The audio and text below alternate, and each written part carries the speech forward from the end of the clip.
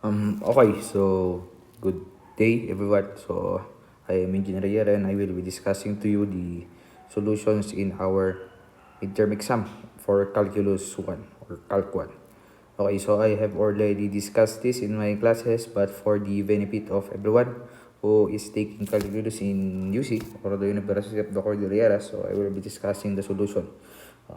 Okay, para na malaman ng lahat yung solution ng exam natin. Okay, so number one, okay, start with number one. Considering a graph of a function is parallel to the x-axis, what is the derivative? Okay, so for number one, no, it says that we have a function that is parallel to the x-axis. Therefore, if we're going to graph this one, we have here our Cartesian plane. Now, this Cartesian plane, no, okay, we have here the y-axis and this is the x-axis. Therefore, if it says that the function is parallel to the x-axis, therefore our function should exist here. Now, if we have a function that is parallel to the x-axis, automatically that is a function of x, whereas this is equal to a constant. Or basically, this is y, whereas it is equal to a constant. Therefore, if we're going to get the derivative of this one, y prime should be the derivative of a constant is 0. So therefore, our answer for number 1 should be letter A. Ganun lang siya kadali. Okay, let's try to solve the second problem. Okay, dito, ang daming nagkamali dito, no? Okay, which of the following is the mathematical equivalent of the rate of change at an instant? Now, we know that the rate of change at an instant is basically just the real definition of differential calculus. Okay, so let's try to solve this one. The rate of change at an instant. So let's start first with the concept of the limits. So for number 2, no, we have here, then again, the Cartesian plane. If this is the y-axis, this is the x-axis. Say for example, we have here a curve. Now this curve, in order for us to get the rate of change of this curve, is that, no, we should have 2 points.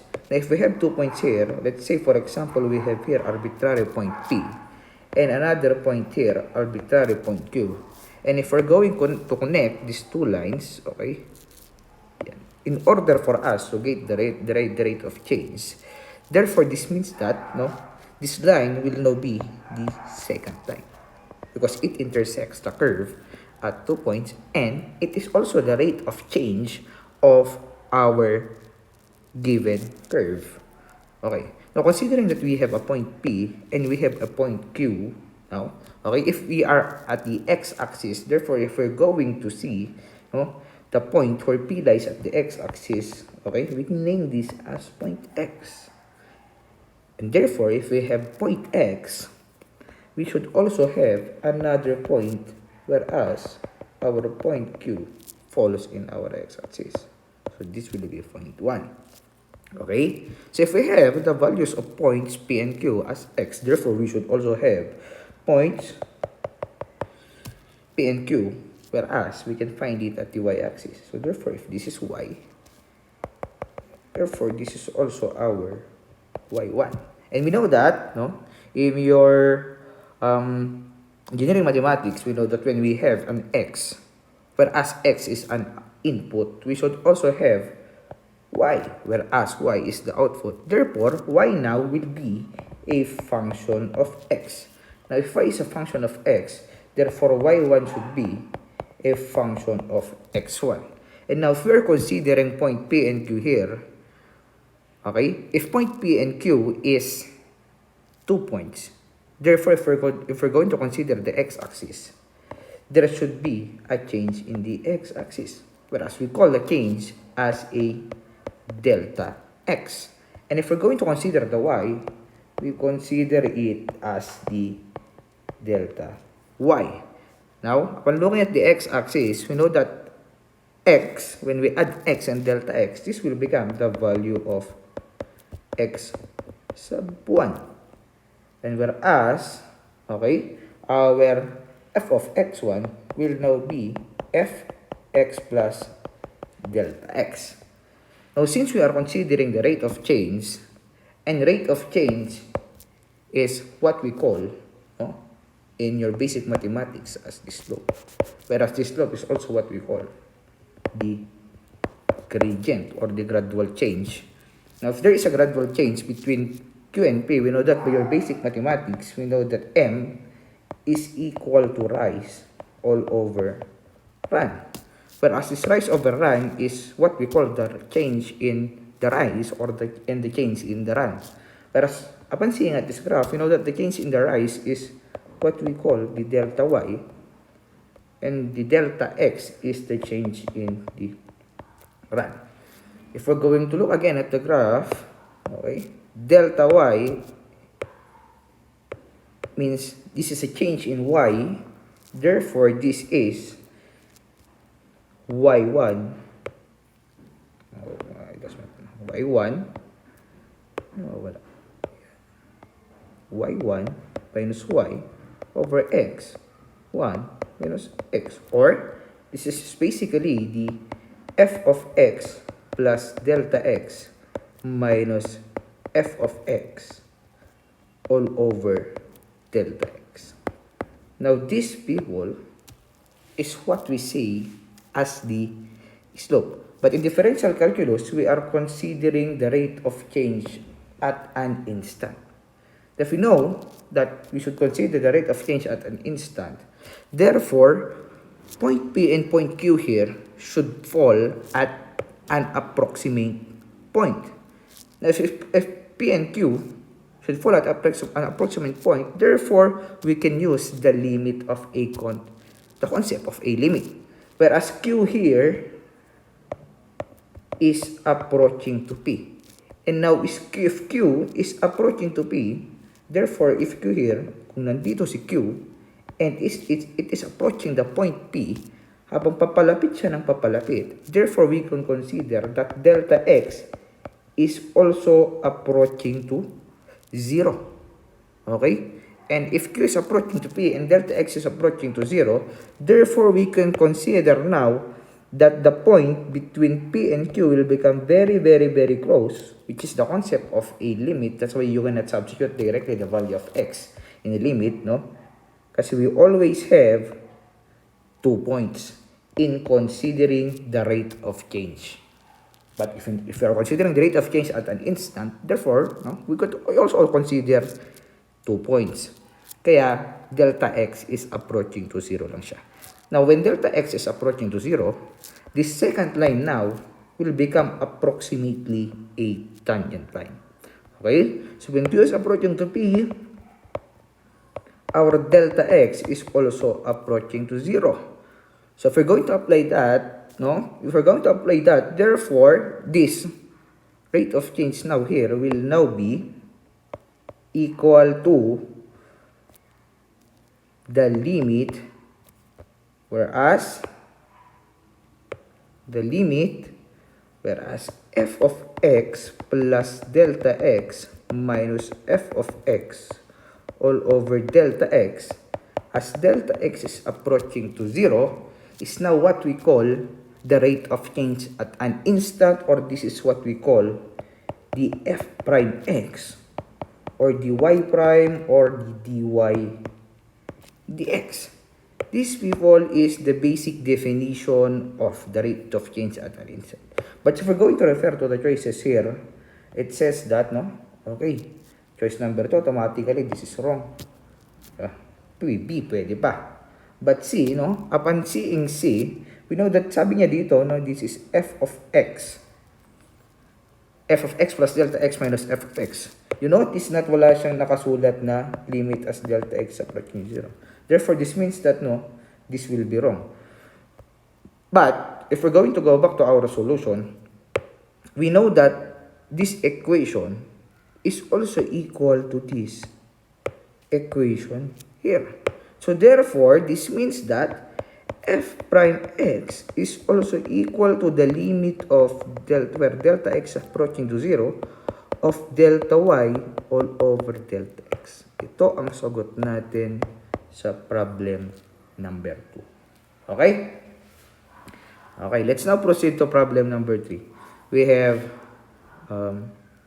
dy, find dy d theta, given the equation y is equal to negative secant theta tangent theta. So, sige, sulat ko lang. Pwede magsulat. Andito na lang. So, hanapin daw natin si dy d theta, whereas y is equal to negative secant theta all over tangent theta. Okay, so this falls under the topic of the derivatives of trigonometric functions. But before we solve this one, let's try to simplify first our function. We know that we have in the basic trigonometric identities, we know that secant theta can also be equal to 1 all over cosine theta. And tangent theta is also equal to sine theta all over cosine theta. Therefore, now, given that, okay, y is also equal to negative 1 over cosine theta or over sine theta all over cosine theta. Whereas, negative 1 all over cosine theta, we can simplify this one by getting the reciprocal of the denominator plus cosine theta all over sine theta. We cancel cosine and cosine. Okay, y now be the value of negative 1 all over sine theta. Whereas negative 1 all over sine theta now can be, no? Okay, we can now get the derivative of negative 1 over sine theta.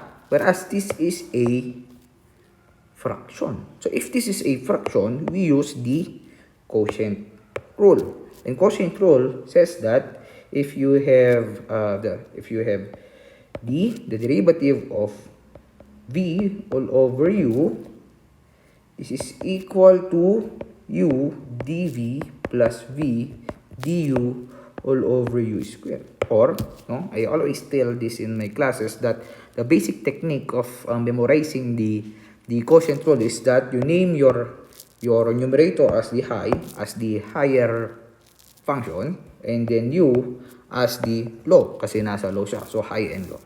And basically, the derivative of high and low is equal to low d high minus high d low all over low low. Oh, siya si Lodi formula. Now, let's try to apply this one in our function. So, we have here, okay, low is sine theta, and then our high is negative 1. So, therefore, dy all over d theta is low sine theta d high. The derivative of high of the derivative of negative 1 is 0 minus high, we copy the high.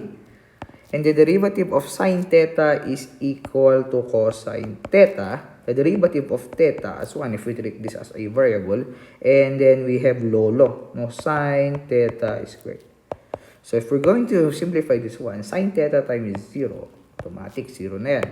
So therefore, negative 1 times 1 times 1 will now be 1 cosine theta all over sine theta squared, or this one can be written as cosine theta all over sine theta times 1 all over sine theta. Kasi sine theta times sine theta is sine theta squared. Now, we know that cosine theta all over sine theta by basic trigonometric identities is equal to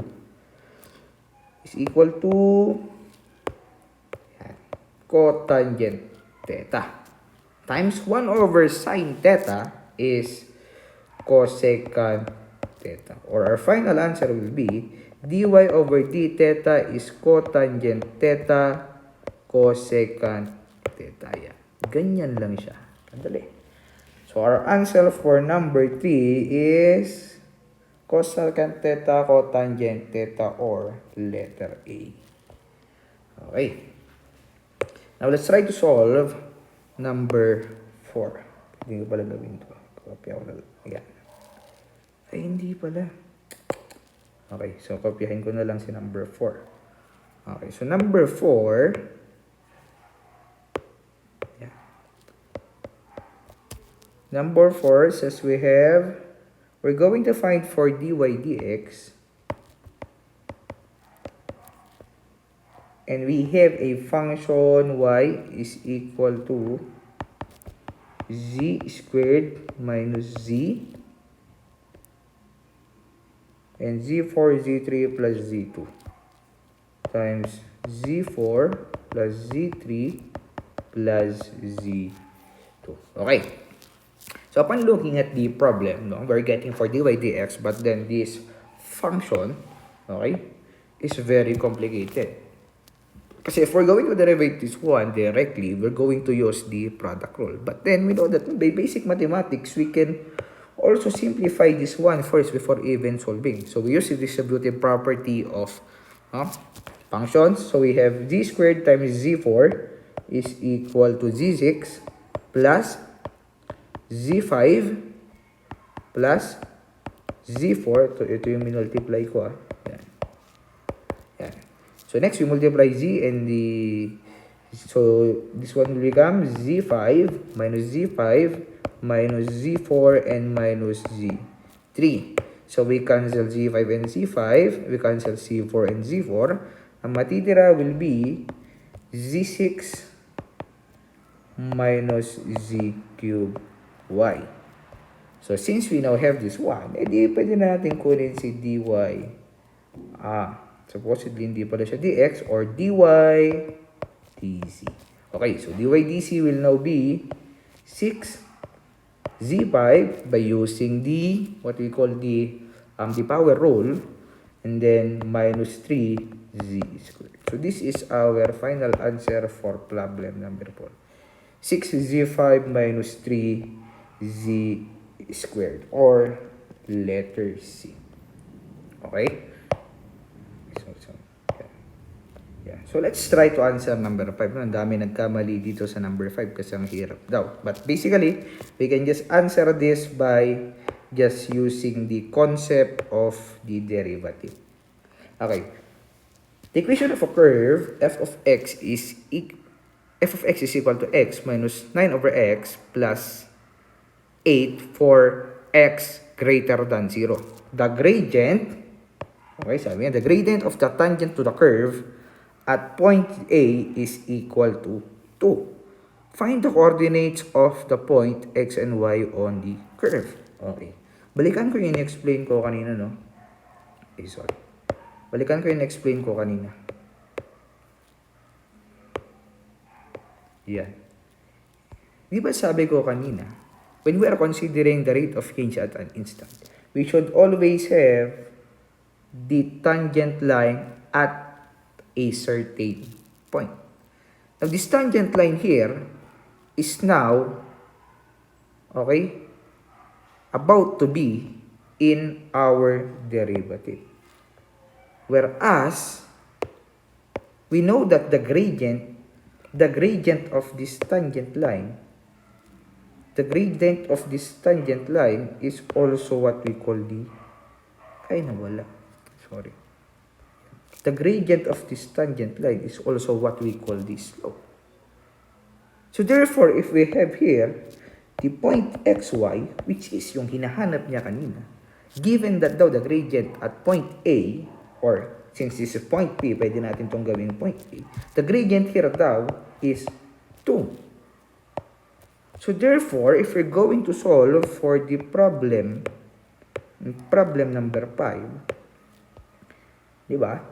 Tama lang, and we can assume that when we have a function x minus 9 over x plus 8, whereas x is greater than 0, this means that we can assume that when we have the gradient of the tangent line, or the f prime x, or the derivative, this will become equal to 0.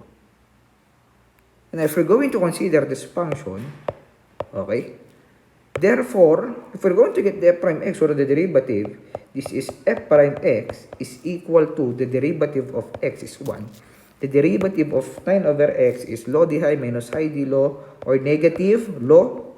The derivative of high is 9, or 0, minus 9. The derivative of x is 1 all over x squared plus 0. Now, simplifying, we have 1. This will become 0. So this is negative 9 times 1. So plus 9 all over x squared. So this will now be our f prime x. And we know that kanina, since this is the gradient of the tangent line, therefore, 2 will now be equal to 1 plus 9 all over x squared. Or, we transpose 1 sa kabila. So magiging 2 minus 1. Or 1 is equal to 9 all over x squared. If 1 is equal to 9 over x squared, simplifying, this one become x squared is equal to 9. So, okay, we remove the x squared. So, square root, we have x is equal to positive negative 3. But since it is considering whereas x is greater than 0, therefore, we're going to use whereas x is equal to positive 3. Now, if x is positive 3, we go back to the original function. So, therefore, we're going to use the concept of function evaluation. So, if x is equal to 3, therefore 3 minus 9 all over 3 plus 8, this is equal to 3 minus 3 plus 8. We cancel 3 and 3, magiging 0 lang yan. So, therefore, f of 3 is equal to 8. Therefore, if we're considering the point coordinate, if we know that x is positive 3 and f of 3 is equal to 8, therefore our point coordinate, whereas point coordinate is xy, therefore our point coordinates now will be 3 and 8. Yan. Yan lang sa kadali. So that is our letter A. Now, let's try to answer problem number 6. Masyado na akong ano. Yeah. Okay, problem number 6 is find the limit of 5 plus 2x minus 3x cubed all over 4x squared plus 9x minus 7 as x is approaching negative infinity. Dito ako nasusulat si number 6. Yeah. So, find the limit of 5 plus 2x minus 3x cubed all over 4x squared plus 9x minus 7 as x is approaching negative infinity. Basic solution in basic properties of solving limits at infinities is that, di ba, when we have a constant all over infinity, this is equal to 0. When we have an infinity over infinity, this is indeterminate. Okay? But when we have an infinity all over constant, this is equal to the infinity. Or it follows, whereas it is a negative infinity, therefore negative infinity ang lalabas dito. Okay, so dapat ang goal natin is to not to have a infinity all over infinity. Now, since it is very basic, okay, in order for us to have an infinity, a denominator infinity, dapat we should always have the variable x in this function. So if we're going to divide x squared in all of my function, this one will become the limit of 5 all over x squared plus 2x all over x squared minus 3 x cubed all over x squared all over 4x squared all over x squared plus 2 this one will be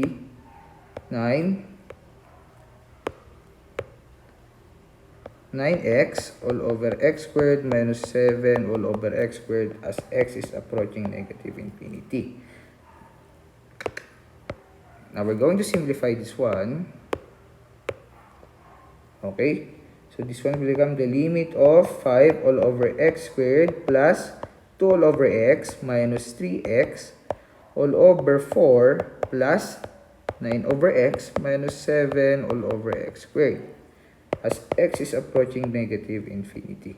If we're going to use substitute negative infinity, this one will become 5 all over negative infinity squared plus 2 all over negative infinity minus 3 times negative infinity all over 4 plus 9 all over negative infinity minus 7 all over negative infinity squared. Automatically, when you have an infinity denominator, all this one will become 0, 0, and 0.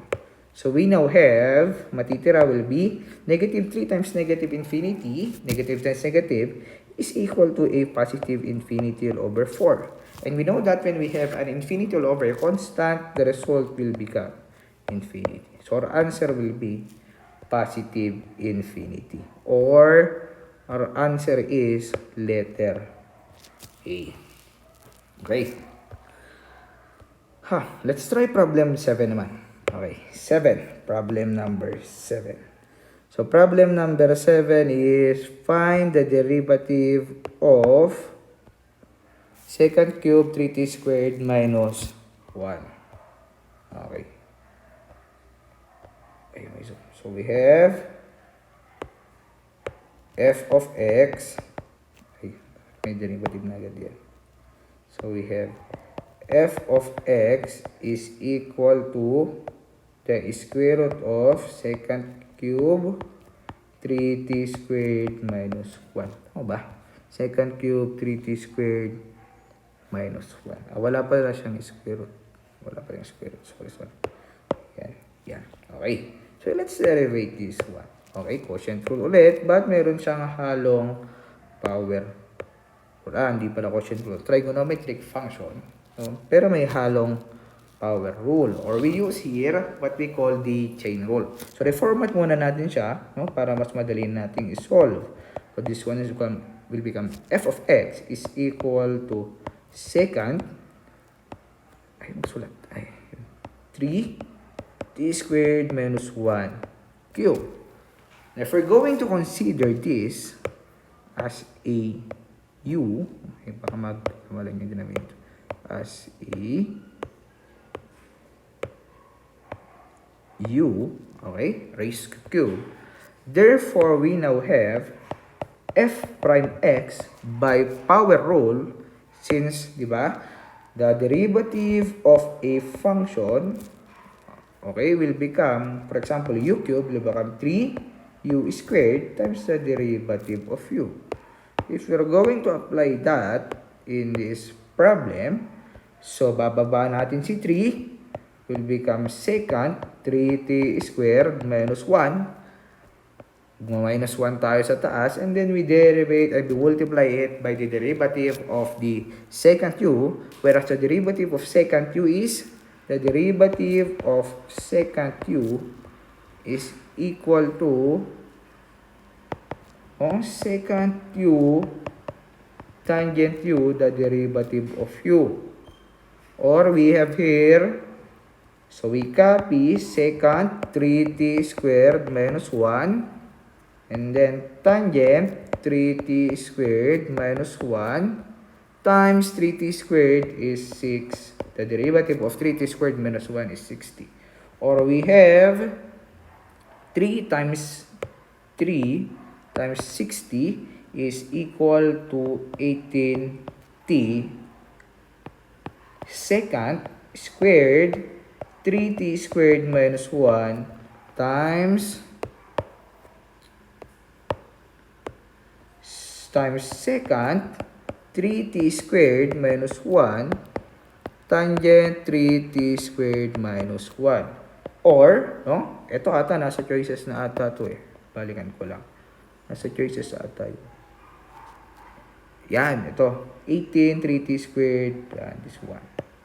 Or, no, this is also equivalent to 18t, since this has the same base or the same angle.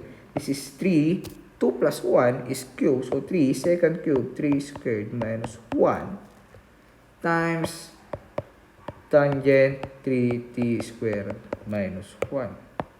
So, pwede din ito ang sagot. Okay? Yan. Malapit na tayo matapos. Okay, so number 8 naman tayo. Yan. Daming nawala dito, no? Okay, so number 8, the problem is the line x is called a vertical asymptote of the curve y is equal to f of x if. Now, balikan natin si concept ni limits. Sabi dito sa limits, okay, from the left hand and the right hand limit, whereas if you have here a limit, if a limit is approaching from the left and a limit is approaching from the right, if they do not match, the limit will be called A, D, and E, or the limit will not exist. But for the case of these vertical asymptotes, okay, vertical asymptotes always happen when we have a function of x is equal to 1 over x. Bakit? Kasi this x here, when x is equal to 0, that is now what we call a domain issue. So, hindi pwedeng magkaroon ng 0 denominator or this one will become 1 over 0 kasi this will now be undefined. But in the concept of limits, when we have a function of x is equal to 1 over x, and that we have the limit of a function of x, whereas x is approaching a constant from the right, okay, this will now become equal to positive infinity. Bakit siya naging ganyan? Bakit siya naging ganyan, no? Kasi, people, okay, if x here is approaching to 0 from the right, okay, halimbawa, papalapit ako ng papalapit kay 0. So, from 0.5, from 0.4 to 0.3, to 0.2, to 0.0001, to 0.0000. Never akong makakarating sa papupuntahan ko. Or if I'm approaching from 0.5, halimbawa, nandito sa 0.5 ko, 0.4, 0.3, 0.2, 0.00. If I'm approaching from this point, habang papalapit ako ng papalapit dito kay y-axis, pababa ako ng pababa, ng pababa, ng pababa. Bakit? Never ko siya matatouch kasi nga kapag ka nag-x is equal to 0 na ako, magkakaroon na ako ng domain issue dyan. So therefore, considering that, okay, if we have the limit of f of x is equal to positive infinity, whereas x is approaching a positive, therefore, we can also conclude that when the limit of f of x is a, is approaching from the left, this one will also become a negative infinity. Therefore, this means that if we're going to draw this in a graph, this means that if this is a y-axis, x-axis, if I have a function that is approaching to, whereas x is approaching to 0, okay, habang papalapit ako ng papalapit from the left kay y-axis, nagiging pababa ako ng pababa, or I am approaching negative infinity. But on the other hand, habang papalapit ako ng papalapit kay positive x-axis, approach ako ng positive infinity. Therefore, this means that people, the limit may not exist, but then the limit may exist from the positive infinity, and the limit may exist from the right hand limit and the left hand limit. Or basically we can write this one as the limit of f of x as x is approaching a positive is not equal to the limit of f of x as x is approaching a negative. Or this 2 is also this 2. Or if we're going to look at the choices, we know that f of x, the limit of f of x as x is approaching a positive is infinity, or we have the most correct answer here as the letter B. Okay? Yan. Okay, dalawang problems na lang. Okay, let's try to answer problem number 9. Problem number 9 means we're going to get the first derivative of x is equal to the square root of sine cube 3t plus negative 1 all over the square root of t. Okay, may square root na, may trigo pa, may quotient rule pa. Nakapasok ba lahat doon? Ay, hindi, nakalabas pala si ano doon. Sorry. Labas pala si what? Yan. Okay, so let's solve this one. Okay, we have here, unahin muna natin to. So, basically, yung ginagawa ko dito, kapag may ganyan akong trigo function, nilalabas ko muna si exponent. So, 3t cube plus negative 1 over the square root of t. So, we can now derivate. So, dx all over dt is equal to ito muna. Ito muna tayo. We know that the derivative of the square root of u is du all over 2 the square root of u. So, derivate natin siya, no? Derivate natin si u if our u is sine 3t cube. So, we have here u is derivative of sine 3t cube is a chain rule. Baba natin si 3. We copy sine 3t. 3 minus 1 is 2. Times the derivative of sine 3t is cosine 3t. Times the derivative of 3t is 3. All over 2 the square root of sine 3t cube. Tapos na tayo dyan. So, plus, the derivative is 1. Tinuro ko na naman yung technique. Law d high minus high d low. So, we start from law. The square root of t, the derivative of high d high is 0 minus negative 1. The derivative of the square root of t is du over u. So, the derivative of t is 1. All over 2, the square root of t all over the square root of t squared. Kasi nga, lolo.